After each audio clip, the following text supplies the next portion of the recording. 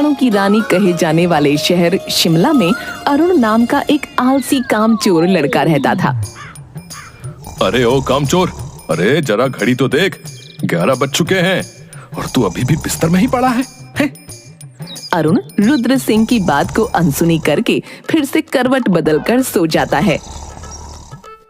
मैं तो तंग आ गया हूँ इस लड़के से, रोज रोज इसकी कामचोरी बढ़ती ही जा रही है। पानी की बाल्टी लेकर अरुण के ऊपर डालता है।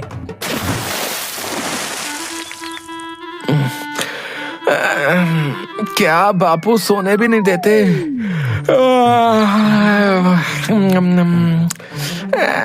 11 ही तो बजे हैं और वैसे भी मैं उठकर कौन सा तीर मार लूंगा। अरे इसीलिए तो उठा रहा हूँ कि आज तुझे भी मैं मेरे साथ काम पर ले जाकर ही रहूंगा। क्या काम? और मैं? आपका दिमाग तो ठिकाने पर है, और वैसे भी बाप के होते हुए बेटा काम करे शोभा देता है क्या? अरे मेरी फूटी किस्मत, अरे तेरे जैसा बेटा मिलने से तो अच्छा था कि मुझे कोई औलाद ही ना होती। सिर्फ मुझे पता है कि मैं तुझे कैसे झेलता हूँ। अरे तो आपको कहा ही किसने है मुझे झेलने के लिए, बताओ? देखना, जिस दिन मैं नहीं रहा ना, देखना उस दिन तुम बहुत पछताओगे। अरे क्या पछताऊंगा हैं? दिन भर ताने मारते रहते हो। किसी दिन आपसे परेशान होकर मैं खुद ही घर छोड़कर चला जाऊंगा, समझे? फिर आपको मेरी अहमियत समझ में आएगी, समझे? अच्छा, घर छोड़कर जाएगा है? फिर उसका हाथ पकड़कर घर से बाहर निकाल देता है। अरे अरे अरे अरे क्या कर रहे हो हैं? बुढ़ापे में सठिया गए हो क्या हैं? तुझे घर छोड़कर जाना था ना, अब जा। और खबरदार, अगर मेरे घर में तूने एक कदम भी रखा तो तेरी टांगें तोड़ दूंगा मैं। ठीक है, तो मैं भी अब कभी भी आपके घर पर कदम नहीं रखूंगा हैं? मुझे भी कोई जरूरत नहीं है तेरे जैसे निकम्मे बेटे की। जा, निकल जा मेरे घर से, और कभी मुझे अपनी शक्ल भी मत दिखाना, समझा? फिर अरुण गुस्से में वहां से चला जाता है। अब मैं कभी भी उस खूसट बुढ़े के घर पर नहीं जाऊंगा, चाहे जमीन आसमान एक ही क्यों ना हो जाए।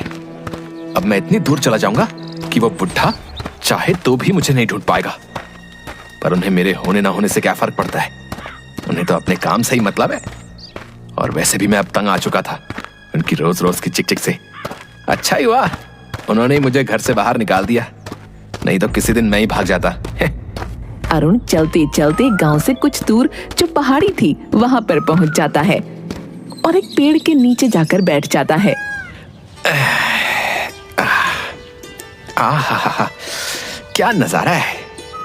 अब मैं बस यहाँ आराम कर सकता हूँ और मुझे कोई भी परेशान नहीं कर सकता। फिर अरुण उस पेड़ के नीचे सो जाता है। थोड़ी देर सोने के बाद उसे भूख लगती है और तभी पहाड़ी पर उसे कुछ लोगों की आवाज सुनाई पड़ती है। ओ तेरी, ये लोग यहाँ मेरी नींद खराब करने क्यों आए हैं?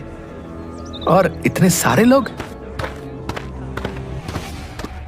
अरे भाई, अरे ओ भाई, तुम यहाँ क्या कर रहे हो?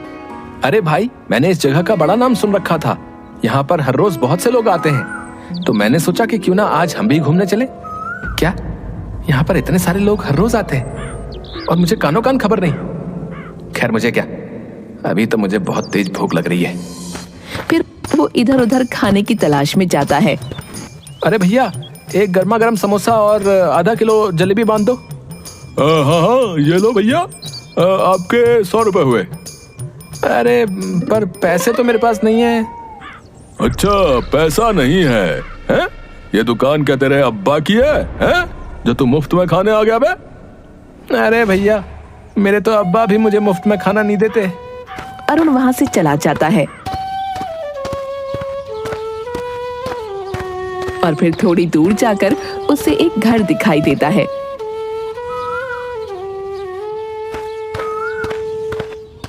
अरे भाई, कुछ खाने को मिलेगा क्या? अरे ओ, भीख मांगनी है तो कहीं और जाकर मांग। इतना हट्टा कट्टा तो है, कुछ काम धाम ही कर ले। आ जाते हैं सुबह सुबह मुंह उठाकर। अच्छा ठीक है भाई, खाना नहीं तो कम से कम थोड़ा पानी पिला दो। ठीक है। फिर वो आदमी अरुण के लिए पानी लेकर आता है।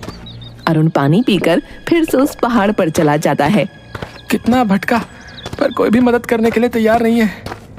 बापू सच ही कहते थे कि ये दुनिया ऐसी नहीं है जैसी हम सोचते हैं। यहाँ जब तक किसी को काम नहीं पड़ता तब तक कोई किसी की मदद नहीं करता।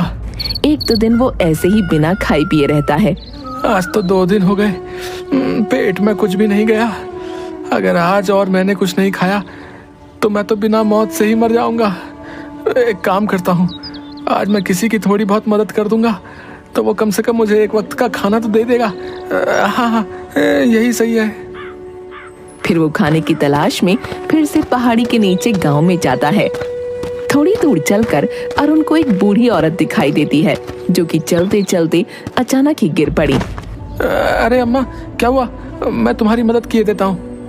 फिर अरुण उस बूढ़ी औरत को उसके घर तक छोड़ देता है और उसकी खाट के पास बैठ जाता है। अम्मा, क्या हुआ? अचानक तुम गिर कैसे गई? अरे बेटा, कुछ नहीं, वो बस थोड़ा चक्कर आ गया था। आपके बेटे और बहू दिखाई नहीं दे रहे? वो कहीं काम से गए हैं। अच्छा, उनके आने तक मैं यहीं रुक जाता हूँ। अरुण को भूख के आगे कुछ नहीं दिखाई दे रहा था। अच्छा अम्मा, कुछ खाने को मिलेगा? बूढ़ी औरत अपने पल्लू में से थोड़े से रुपए निकालती है और अरुण को देते हुए, बेटा मेरे पास तो बस इतने ही पैसे हैं, इसमें जो भी मिले वो ले आना। सिर्फ 20 रुपए? इसमें क्या आएगा? हाँ, एक काम करता हूँ, मैं मैगी लेकर आ जाता हूँ। वैसे भी जोरों की भूख लग रही है तो जल्दी भी बन जाएगी और पेट भी भर जाएगा। हाँ। अरुण मैगी ले आता है तो देखता है कि अम्मा चाय बना रही थी। अरे अम्मा, तुम्हारी तबीयत? बेटा मुझे तो आदत है। ला, क्या लेकर आया है? अम्मा, मैगी। ला, मैं फटाफट मैगी बना देती हूँ। हाँ अम्मा, बहुत जोरों से भूख लग रही है, हम दोनों मजे से खाएंगे। मैगी बनाने में अरुण उस बूढ़ी औरत की मदद करता है और बूढ़ी औरत भी उसे बातों बातों में मैगी बनाना सिखा देती है। बूढ़ी औरत मैगी बना देती है और दोनों मैगी के साथ साथ चाय का भी आनंद लेते हैं।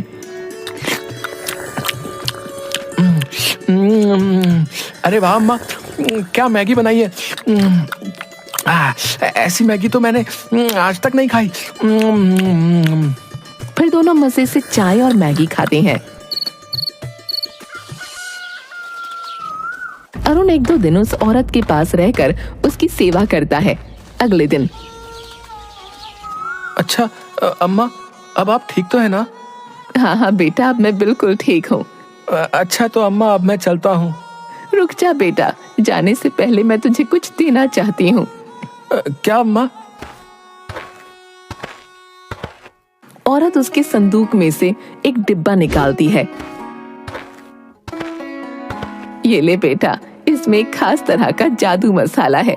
इसे बस चुटकी भर किसी भी व्यंजन में डालेंगे तो उसका स्वाद 4 गुना बढ़ जाएगा। अच्छा ठीक है अम्मा, अपना ध्यान रखना, अब मैं चलता हूँ। अरुण फिर से उस पहाड़ी पर चला जाता है।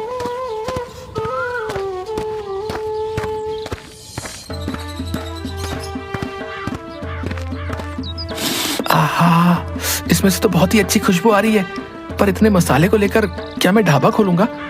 हाँ, ये तो बहुत ही अच्छा आइडिया है, पर ढाबा किस चीज का खोलूं? वैसे भी मुझे तो कुछ बनाना ही नहीं आता। अरे हाँ, अम्मा ने मुझे मैगी बनानी सिखाई तो थी, और वैसे भी उसमें ज्यादा मेहनत भी नहीं होती, और यहाँ आसपास कोई मैगी की दुकान भी नहीं है। हाँ।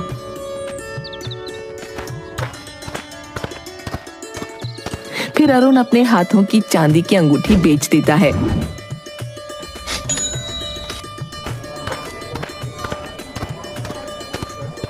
और आसपास से कुछ लकड़ियां और टेंट का जुगाड़ करके पहाड़ पर एक चाय और मैगी की दुकान खोल लेता है। अरुण की दुकान पर एक आदमी आता है। अरे भाई, 1 प्लेट चाय मैगी लगा ना? अरे हाँ हाँ, अभी लगाता हूँ।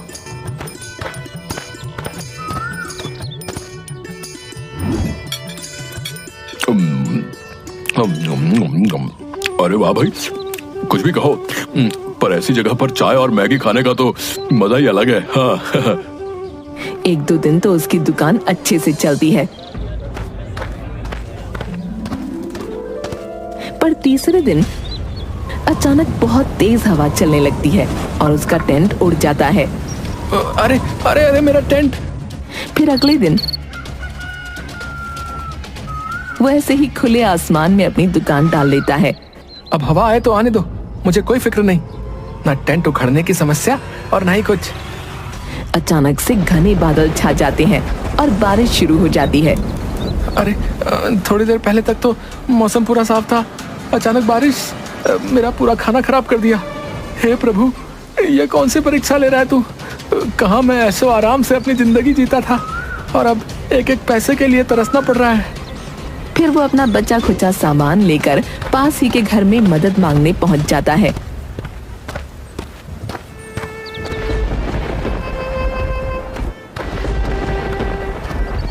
अरे भाई साहब, मुझे बारिश बंद होने तक क्या आप अपने घर में जगह दे सकते हैं? अरे हाँ भाई, क्यों नहीं। अरुण उस आदमी के घर में आ जाता है। अरे भाई, यहाँ एक अम्मा रहती थी, नजर नहीं आ रही, तुम उनके बेटे हो ना?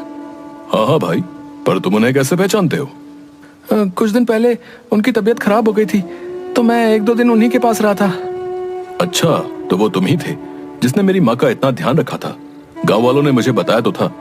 हाँ, कहाँ है अम्मा? मुझे उन्हें कुछ बताना है। और उनकी तबीयत तो ठीक है ना? अम्मा, ओ अम्मा! अब तुम चाहकर भी उन्हें कुछ नहीं बता सकते। कुछ दिन पहले ही उनका देहांत हो गया।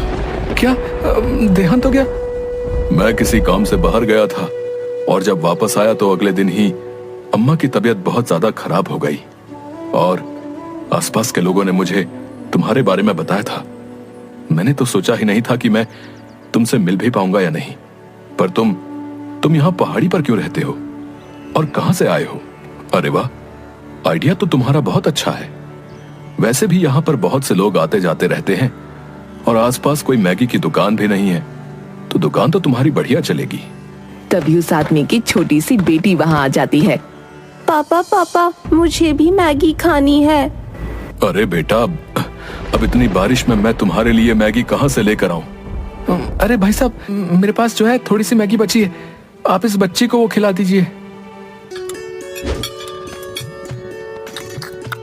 पापा, आप भी खाकर देखिए।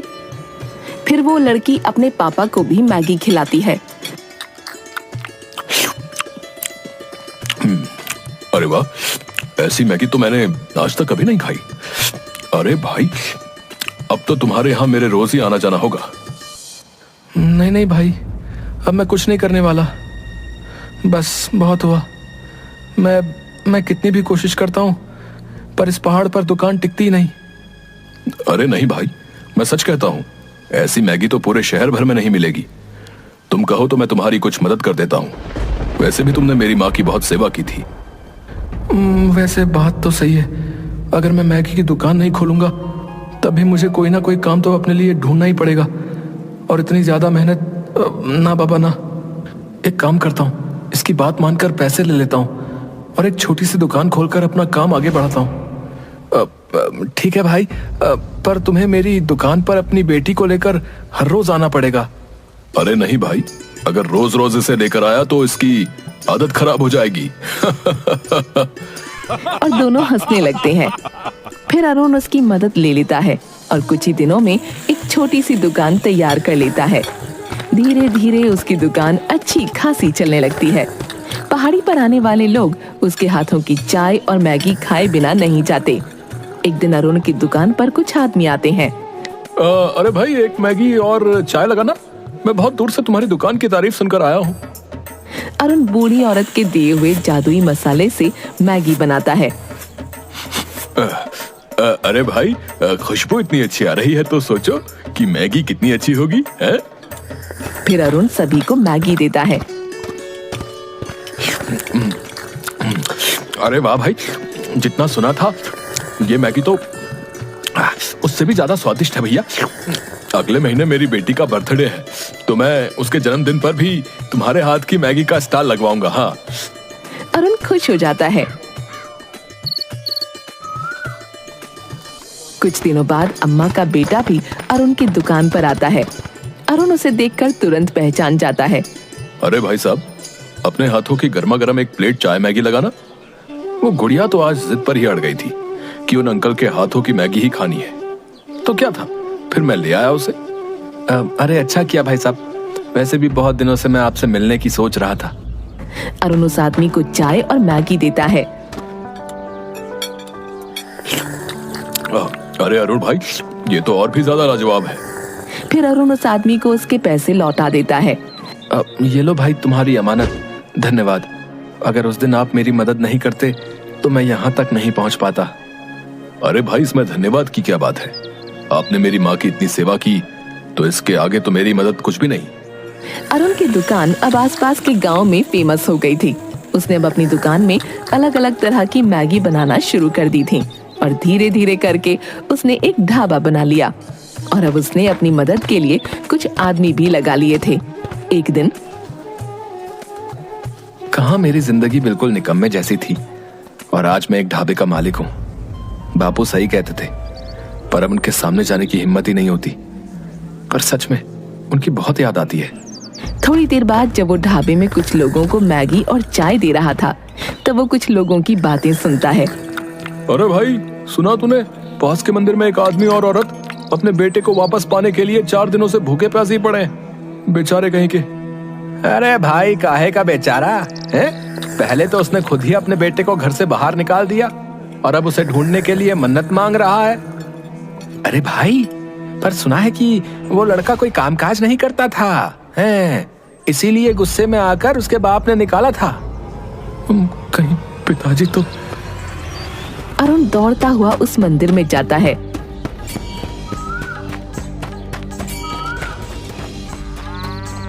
मंदिर में पहुंचकर एक आदमी औरत को देखता है जो कि भूखे प्यासे मंदिर में बैठे थे।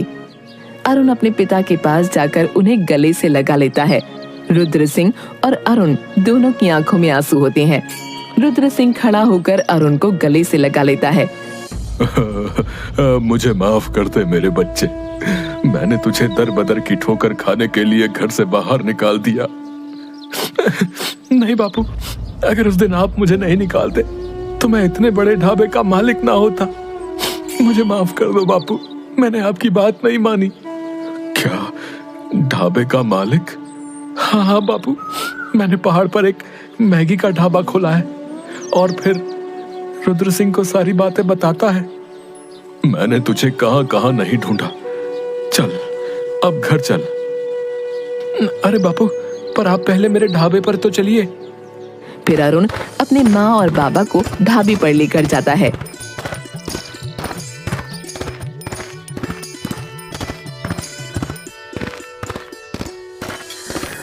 अरे वाह बेटा, इतना बड़ा ढाबा।